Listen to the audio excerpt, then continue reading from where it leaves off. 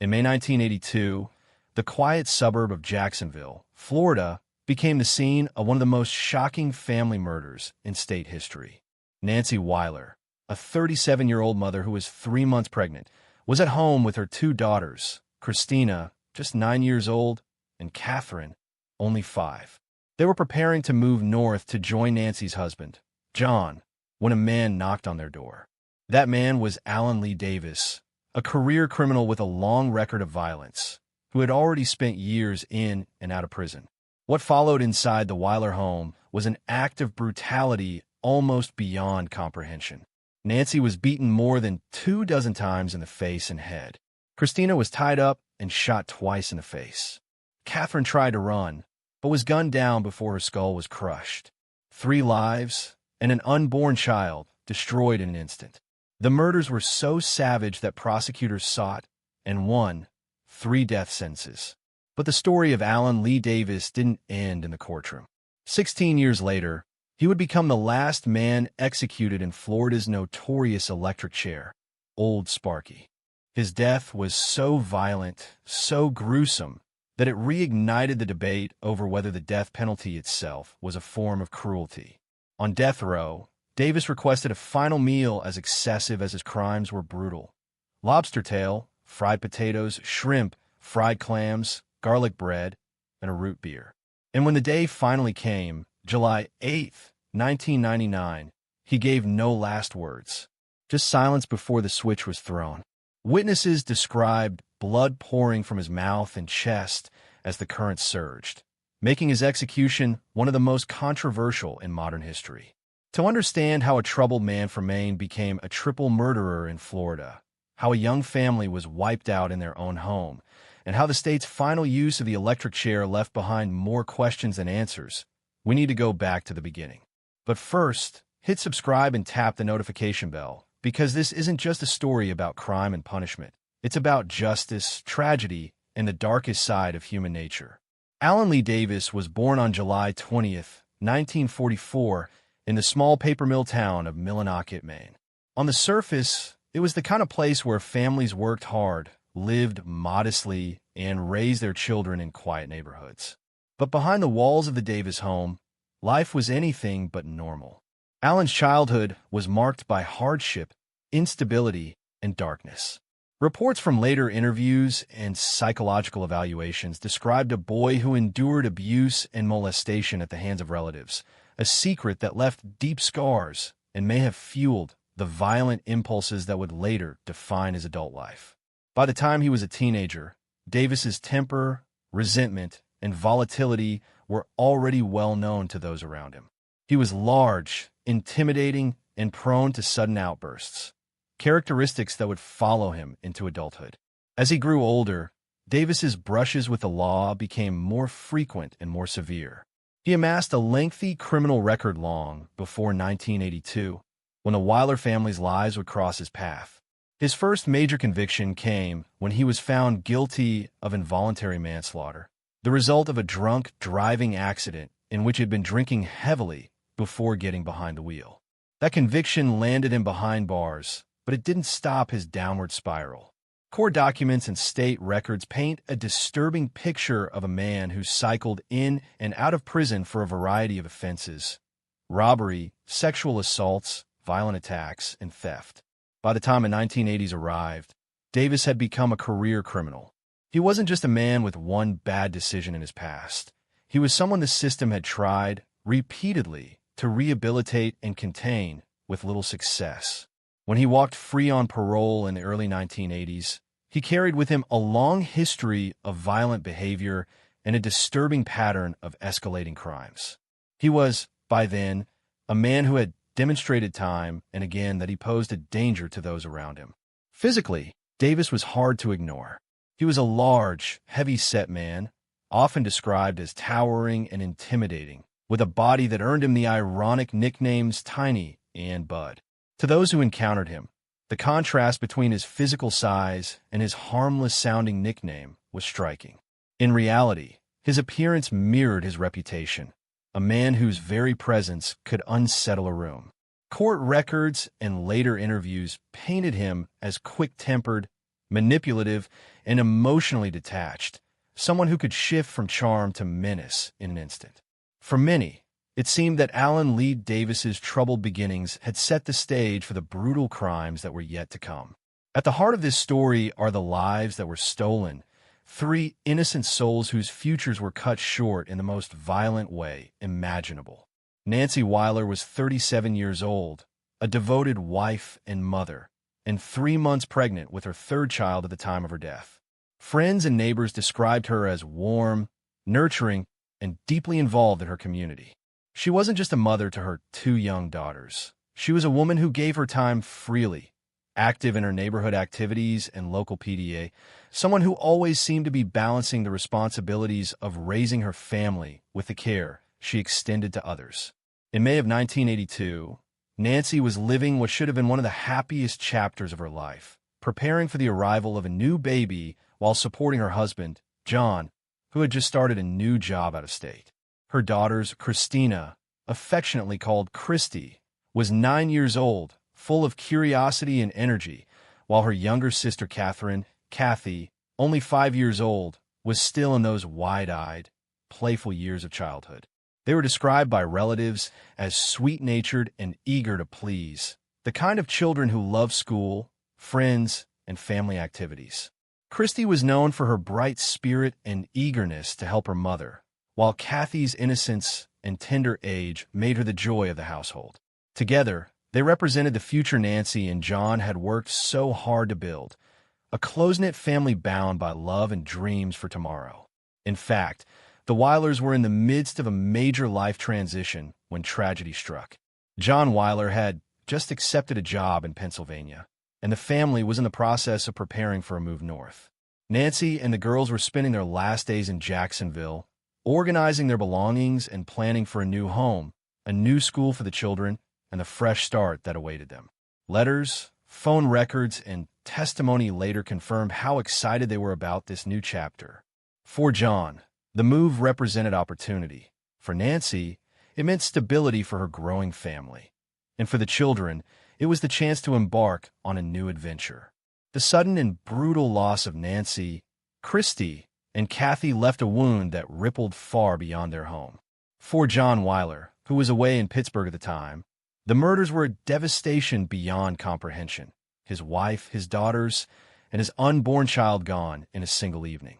For friends, neighbors, and the Jacksonville community, the Weiler family's violent end was not only heartbreaking, but also deep. The grief was compounded by the sheer brutality of the crime, leaving those who knew the family struggling with sorrow, disbelief, and anger. Their absence was felt in every corner of the community, in the schools Christy and Kathy attended, in the circles Nancy supported, and in the heart of a husband and father who lost nearly everything in one night. The evening of May 11th, 1982, began like any other for the Weiler family, but before the sun had set, their lives would be destroyed in a way that shocked even seasoned investigators. At around 5 p.m., Nancy Weiler placed a phone call to her husband, John, who was living temporarily in Pittsburgh, Pennsylvania, for work. The couple discussed the day's events and the family's upcoming move north, a hopeful conversation that, tragically, would be their last. Later that evening, when John tried calling home around 7:28 p.m., there was no answer. He would not know until much later that the silence on the other end of the line was the beginning of an unthinkable nightmare. At nearly the same time, witnesses placed Alan Lee Davis near the Weiler residence, carrying bags and moving in a way that drew attention. His presence in the neighborhood that evening would become a key piece of evidence, linking him directly to the scene of the crime. What happened next inside the Weiler home could only be pieced together through forensic evidence, Davis's own inconsistent statements, and the devastation left behind. Investigators discovered that rope found in Davis's truck matched the bindings tied around 9-year-old Kristina's wrists, a chilling detail that tied him directly to the attack. Inside the house, the scene was one of unimaginable violence. Ballistic evidence confirmed that bullets fired inside the Weiler home came from a gun connected to Davis's father, a weapon Davis admitted he may have taken while repairing a door at his father's property. Davis himself later conceded to being inside the home on the day of the murders, but claimed he couldn't remember all of what happened, a statement that only deepened suspicions about his true intentions. The brutality inflicted on the family left investigators and prosecutors stunned. Nancy was beaten with such force that her face and head bore more than 25 separate blows. Her injuries so severe she was almost unrecognizable. Kristina, only 9 years old, was shot twice in the face while bound, leaving no chance for survival. Katherine, just 5 years old, attempted to flee but was gunned down as she ran, her small body further brutalized when her skull was crushed. It was violence without reason, cruelty without restraint, and a level of savagery that prosecutors would later argue showed premeditation and sadistic intent. When all of the evidence was laid out, the rope in his truck, the ballistic matches to the stolen gun, his contradictory admissions, and the eyewitness accounts placing him near the home, the picture became painfully clear.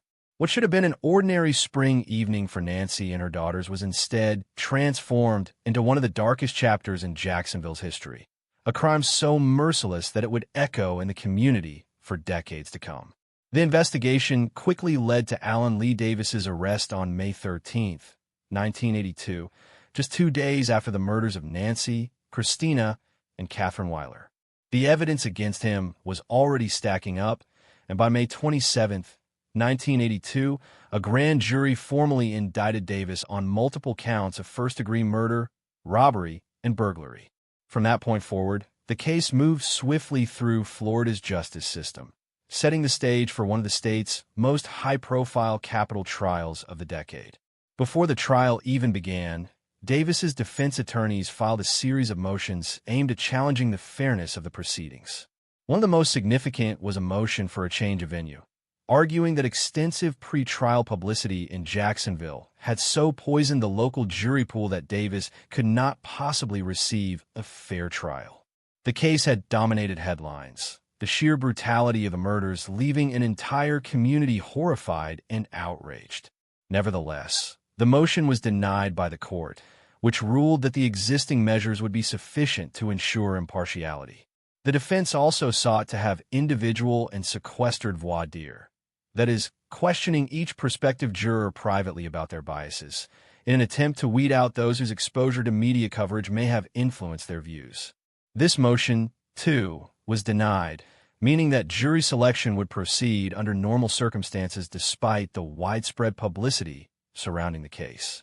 These denials would later form part of Davis's appeals, but at the time, they forced his attorneys to proceed in a courtroom already saturated with public opinion. When the trial opened, prosecutors presented a chilling case built on a mountain of forensic evidence, witness testimony, and Davis's own contradictory statements. The rope from his truck that matched the bindings on Kristina, the bullets traced back to a weapon linked to his father, and Davis's admissions of being in the house on the night of the murders were all laid out before the jury. Witnesses described seeing him near the Weiler home on the evening of May 11th, and crime scene experts walked the jurors through the horrific brutality that claimed the lives of Nancy and her children. During the penalty phase, the state emphasized the aggravating factors that made this case one of the clearest examples of why Florida's death penalty statute existed. Davis had a long history of previous violent convictions. The murders were committed during the course of a burglary and attempted robbery, and the sheer cruelty, premeditation, and cold-blooded nature of the killings were undeniable. Prosecutors also argued that Davis's intent may have included eliminating witnesses to avoid arrest, making the crime all the more deliberate and calculated. After the jury returned a verdict of guilty on all counts, Alan Lee Davis was sentenced to death for 3 counts of first-degree murder, receiving 3 separate death sentences, one for Nancy Weiler, one for Kristina, and one for Katherine. It was the ultimate penalty for the ultimate crime, and from that moment on, Davis's life would be defined by the slow, grinding years of appeals, motions, and stays that accompany capital punishment in America. But Davis's case unfolded during a pivotal time in Florida's history of executions. For decades, the state had relied on the electric chair, a device grimly nicknamed Old Sparky, as its method of execution. By the late 1990s, however, Public confidence in electrocution was waning after a series of botched executions that raised serious constitutional questions about whether the method constituted cruel and unusual punishment. Amnesty International and other advocacy groups closely followed Davis's case, arguing that the spectacle of the electric chair was outdated, inhumane, and unworthy of a modern justice system. Still, when Davis's execution date approached, Florida had not yet switched fully to lethal injection, making him one of the last prisoners the state would strap into the chair. In the days leading up to his scheduled execution in July 1999, Davis's health and physical presence were remarked upon by prison officials and reporters alike. He was a large man, weighing over 340 pounds, and some wondered whether his size might affect the electrocution process, a question that added even more tension to an already controversial execution. Despite the grim reality before him, Davis was granted the traditional right of a final meal, and his request was unusually elaborate. Lobster tail, fried potatoes, shrimp, fried clams, garlic bread, and root beer. It was a meal that reflected indulgence, even extravagance, a sharp contrast to the brutality of his crimes and the cold steel reality of what awaited him in the death chamber. As the final hours approached, Davis's attorneys continued to file last-minute motions, arguing once again that the publicity surrounding his case, the denial of venue change, and questions about the humanity of the electric chair should delay or even stop the execution. But one by one, state and federal courts rejected these efforts, issuing rulings that emphasized the long appellate record and the repeated affirmations of Davis's guilt and sentence. On the morning of his execution, with all legal options exhausted, Davis was moved into the final holding cell at Florida State Prison, where he spent his last hours under constant observation. By July 8, 1999, 17 years after the Weiler family was murdered, the state of Florida was ready to carry out the sentence it had imposed so many years earlier. The legal battles were over, the last meal consumed, and the chair prepared. All that remained was the execution itself, an event that would ignite one of the most heated debates over capital punishment in modern American history. The morning of July 8, 1999, began like countless others on Florida's death row, but inside Florida State Prison in Stark, the staff was preparing for one of the most controversial executions in the state's history. Shortly after dawn, Allen Lee Davis was escorted from his holding cell and led into the death chamber, the room dominated by the imposing wooden frame of the state's notorious electric chair, Old Sparky. At more than 340 pounds, Davis had to be assisted into the chair, his bulk making the task slow and deliberate as guards strapped his arms, legs, chest, and head firmly into place. The heavy leather straps were pulled tight, a metal skull cap fitted over his head, and a sponge soaked in saline solution placed beneath to help conduct the charge. The room fell silent as officials prepared to carry out the sentence. Florida's method of execution in 1999 was still electrocution, a process as technical as it was brutal. The chair delivered an initial jolt of approximately 2,000 volts of electricity at high amperage for several seconds, followed by lower voltage cycles meant to disrupt the heart and destroy brain activity. The sequence was designed to be fatal within moments, though witnesses had long reported that the process rarely looked clean or peaceful. On this morning, the procedure was no different. When the current was first applied, witnesses reported that Davis let out a loud scream, his chest heaving as the electricity surged through his body. Almost trial documents and media archives confirm the same conclusion. Davis declined to speak before his execution, offering neither defiance nor contrition, leaving the chamber in an eerie silence broken only by the mechanical hum of preparations. In the end, a man once described as volatile, violent, and unrepentant met his death without a single word, closing one of Florida's most infamous chapters of capital punishment with the same coldness that prosecutors had argued defined his crimes.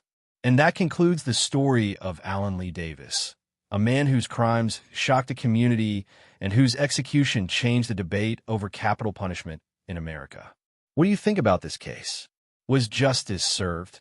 Or does the controversy of his final moments still leave questions unanswered? We'd love to hear your thoughts. If you found this documentary informative, don't forget to like this video, share it with others who follow true crime stories, and leave your comments below with your perspective. And most importantly, make sure you hit subscribe to join us here at the True Crime Report Network, where we bring you the real stories behind some of the most haunting cases in history.